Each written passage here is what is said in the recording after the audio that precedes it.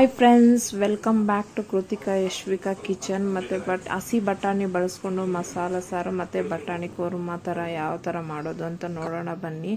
ಮೊದಲಿಗೆ ಒಂದು ಪ್ಯಾನ್ ಇಟ್ಟು ಅದಕ್ಕೆ ಸ್ವಲ್ಪ ಎಣ್ಣೆ ಹಾಕಿ, ಎಣ್ಣೆ ಎಲ್ಲ ಕಾದಿದೆ ಅಂದಾಗ ಈರುಳ್ಳಿ ಉದ್ದುದ್ದಕ್ಕೆ ಹಚ್ಕೊಂಡು ಫ್ರೈ ಮಾಡ್ಕೋಬೇಕು. ನೋಡಿ, ಈಗ ಹಾಕಿ ಫ್ರೈ ಮಾಡ್ಕೊತಾ ಇದ್ದೀನಿ. ಅದು ನಾವು ಖಾರಕ್ಕೆ ಮೆಣಸಿನ್ಕಾಯಿ ಬೇಕಾದರೂ ಈಗ ಹಾಕಿ ಫ್ರೈ ಮಾಡ್ಕೋಬೇಕು ಈರುಳ್ಳಿ ಜೊತೆ. ಮತ್ತು ನಾವು ಖಾರದ ಪುಡಿ ಹಾಕ್ತೀವಿ ಅಂದ್ರೂ ಹಾಕ್ಕೋಬೋದು. ಇದು ಹಸಿ ವಾಸನೆ ಬರುತ್ತೆ ಅಂದ್ಬಿಟ್ಟು ಈಗ ಹಾಕಿ ನಾನು ಹಸಿ ಮೆಣಸಿನ್ಕಾಯಿ ಹಾಕ್ಕೊತಾ ಇದ್ದೀನಿ. ಅದಕ್ಕೋಸ್ಕರ ಇದ್ರ ಜೊತೆ ಫ್ರೈ ಮಾಡ್ಕೊತಾ ಇದ್ದೀನಿ.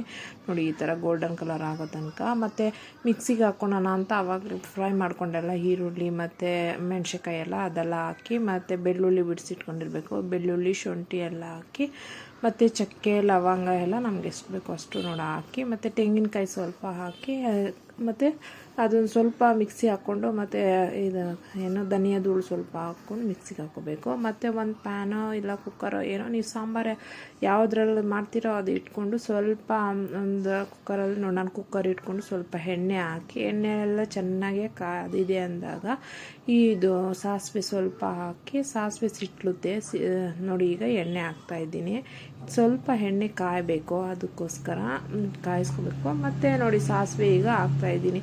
ಸಾಸಿವೆ ಎಲ್ಲ ಸ್ವಲ್ಪ ಸಿಟ್ಲಿದೆ ಅಂದಾಗ ಕರಿಬೇವು ಸೊಪ್ಪು ಸ್ವಲ್ಪ ಹಾಕಿ, ಈರುಳ್ಳಿ ಚಿಕ್ಕದಾಗಿ ಕಟ್ ಮಾಡಿಟ್ಕೊಂಡು ಈರುಳ್ಳಿ ಆನಿಯನ್ ಈಗ ಹಾಕ್ತಾಯಿದ್ದೀನಿ. ಅದೆಲ್ಲ ಗೋಲ್ಡನ್ ಕಲರ್ ಫ್ರೈ ಆಗೋ ತನಕ ಚೆನ್ನಾಗೆ ಫ್ರೈ ಮಾಡ್ಕೊಬೇಕು ಫ್ರೆಂಡ್ಸ್. ತುಂಬಾ ರುಚಿಯಾಗಿರುತ್ತೆ, ಚಪಾತಿಗೂ ಚೆನ್ನಾಗಿರುತ್ತೆ. ಮತ್ತು ಚಿಕ್ಕದಾಗಿ ಟೊಮೆಟೊ ಹಚ್ಚಿಟ್ಕೊಂಡಿದ್ದೆ, ಟೊಮೆಟೊ ಹಾಕಿ ಚೆನ್ನಾಗೆ ಫ್ರೈ ಮಾಡ್ಕೋಬೇಕು. ಚೆನ್ನಾಗಿ ಫ್ರೈ ಆಗೋ ತನಕ ನೋಡಿ ಯಾವ ಥರ ಎಲ್ಲ ಫ್ರೈ ಮಾಡ್ತಾಯಿದ್ದೀನಿ ಅಂದ್ಬಿಟ್ಟು.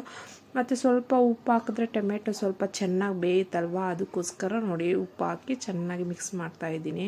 ತುಂಬಾ ರುಚಿಯಾಗಿರುತ್ತೆ ಫ್ರೆಂಡ್ಸ್. ನೋಡಿ, ಬಟಾಣಿ ಎಲ್ಲ ಕ್ಲೀನಾಗಿ ತೊಳೆದು ಎಲ್ಲ ಇಟ್ಕೊಂಡಿದ್ದೆ, ಅದು ಬಟಾಣಿ ಹಾಕಿ ಸ್ವಲ್ಪ ಫ್ರೈ ಮಾಡ್ಕೊತಾ ಇದ್ದೀನಿ. ಯಾಕಂದರೆ ಬಟಾಣಿ ಸ್ವಲ್ಪ ಹಸಿ ವಾಸನೆ ಅಲ್ವಾ, ಅದಕ್ಕೆ ಹಸಿ ವಾಸನೆ ಹೋಗಲಿ ಅಂದ್ಬಿಟ್ಟು ಸ್ವಲ್ಪ ಎಣ್ಣೆಲ್ಲೇ ಫ್ರೈ ಮಾಡ್ಕೊತಾ ಇದ್ದೀನಿ. ನೋಡಿ ಫ್ರೆಂಡ್ಸ್, ಯಾವ ಥರ ಎಲ್ಲ ಮಾಡ್ಕೊತಾ ಇದ್ದೀನಿ. ತುಂಬಾ ರುಚಿಯಾಗಿರುತ್ತೆ, ನೀವು ಟ್ರೈ ಮಾಡಿ ನೋಡಿ ಫ್ರೆಂಡ್ಸ್. ಮುದ್ದೆಗೂ ಚೆನ್ನಾಗಿರುತ್ತೆ, ಮತ್ತು ಚಪಾತಿಗೂ ಚೆನ್ನಾಗಿರುತ್ತೆ, ಪೂರಿಗೂ ಮಾಡ್ಕೋಬೋದು, ಮತ್ತು ಅನ್ನಕ್ಕೂ ಚೆನ್ನಾಗಿರುತ್ತೆ. ನೀವು ಟ್ರೈ ಮಾಡಿ, ತುಂಬಾ ರುಚಿಯಾಗಿರುತ್ತೆ ಫ್ರೆಂಡ್ಸ್. ಯಾವ ಥರ ಎಲ್ಲ ಇದ್ದಿತ್ತು ಅಂತ ಕಮೆಂಟ್ ಸೆಕ್ಷನಲ್ಲಿ ಕಮೆಂಟ್ ಮಾಡಿ. ತುಂಬಾ ರುಚಿಯಾಗಿರುತ್ತೆ ಫ್ರೆಂಡ್ಸ್. ಮತ್ತು ಮಸಾಲ ಆವಾಗಲೇ ಎಲ್ಲ ರೆಡಿ ಮಾಡ್ಕೊಂಡಿದ್ರಲ್ವ, ಅದೆಲ್ಲ ಸ್ವಲ್ಪ ಫ್ರೈ ಆಗಿದೆ. ಈಗ ಮಸಾಲ ಹಾಕ್ತಾಯಿದ್ದೀನಿ. ನೋಡಿ, ಮಸಾಲ ಎಲ್ಲ ಚೆನ್ನಾಗಿ ಸ್ವಲ್ಪ ಫ್ರೈ ಮಾಡ್ಕೊಂಡು, ಮತ್ತು ನೀರು ನಮಗೆ ಎಷ್ಟು ಬೇಕೋ ಅಷ್ಟು ನೋಡಿ ನೀರು ಹಾಕ್ಕೊತಾ ಇದ್ದೀನಿ. ನಮ್ಗೆ ಯಾವ ಇದ್ರಲ್ಲಿ ಬೇಕೋ ಅದರಲ್ಲಿ ಸ್ವಲ್ಪ ನೀರು ಹಾಕಿ ಸ್ವಲ್ಪ ಕುದಿಸ್ಕೊಂಡ್ರೆ ತುಂಬಾ ರುಚಿಯಾಗುತ್ತೆ ಫ್ರೆಂಡ್ಸ್. ನೀವು ಟ್ರೈ ಮಾಡಿ ನೋಡಿ. ಮತ್ತು ನಮ್ಮ ಮನೇಲಿ ಸ್ವಲ್ಪ ಡ್ರಮ್ ಸ್ಟಿಕ್ ಇತ್ತು, ನುಗ್ಗೆಕಾಯಿ. ನೋಡಿ, ನುಗ್ಗೆಕಾಯಿ ಹಾಕ್ತಾಯಿದ್ದೀನಿ ಈಗ. ಮುಂಚೆನೇ ಹಾಕಿದರೆ ಅದೆಲ್ಲ ಬಿಟ್ಕೊಂಬಿಡ್ತಾಯಿತ್ತು, ಅದಕ್ಕೋಸ್ಕರ ನೋಡಿ ಇದು ಕೊತ್ತಂಬರಿ ಸೊಪ್ಪು ಸ್ವಲ್ಪ ಹಾಕಿ, ಮತ್ತು ಅರಿಶಿನ ಪುಡಿ ಸ್ವಲ್ಪ ಹಾಕಿದ್ರೆ ತುಂಬಾ ಟೇಸ್ಟಿ, ತುಂಬಾ ರುಚಿಯಾಗೂ ಇರುತ್ತೆ ಫ್ರೆಂಡ್ಸ್. ನೋಡಿ ಯಾವ ಥರ ಎಲ್ಲ ಇದ್ದಿತ್ತಂತ ಇನ್ನು ಸ್ವಲ್ಪ ಕುದಿ ಬರೋ ತನಕ, ಒಂದು ಕುದಿ ಬರೋ ತನಕ ಕುದಿಸ್ಕೊಳ್ಬೇಕು ಫ್ರೆಂಡ್ಸ್. ನೋಡಿ ಯಾವ ಥರ ಎಲ್ಲ ಕುದೀತಾ ಇದೆ ಅಂದ್ಬಿಟ್ಟು ಇಷ್ಟು ಫ್ರೆಂಡ್ಸ್ ಇವತ್ತಿನ ವಿಡಿಯೋ.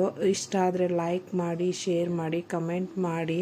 ಸಬ್ಸ್ಕ್ರೈಬ್ ಮಾಡ್ಕೊಂಡಿರೋ ನೋಡ್ತಾ ಇದ್ದೆ, ಸಬ್ಸ್ಕ್ರೈಬ್ ಮಾಡ್ಕೊಳ್ಳಿ ಪ್ಲೀಸ್. ಸಪೋರ್ಟ್ ಮಾಡಿ ಫ್ರೆಂಡ್ಸ್. ಬಾಯ್ ಬಾಯ್ ಫ್ರೆಂಡ್ಸ್.